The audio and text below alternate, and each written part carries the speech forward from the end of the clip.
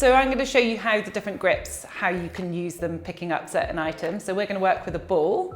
So if I was to hold this ball, I would twist the wrist with the palm facing upwards, move my thumb inwards, place the ball in the hand, and then close the fingers around the ball. And then to release, I'll open the fingers, move the thumb and take the ball.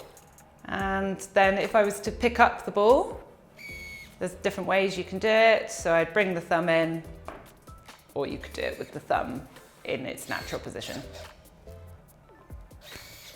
So we have a water bottle as well. And if I was to pick this up, I would rotate the wrist, bring the thumb in by holding the open, and then close the fingers around the bottle, and then lift. And it's good to stabilize, to undo as well.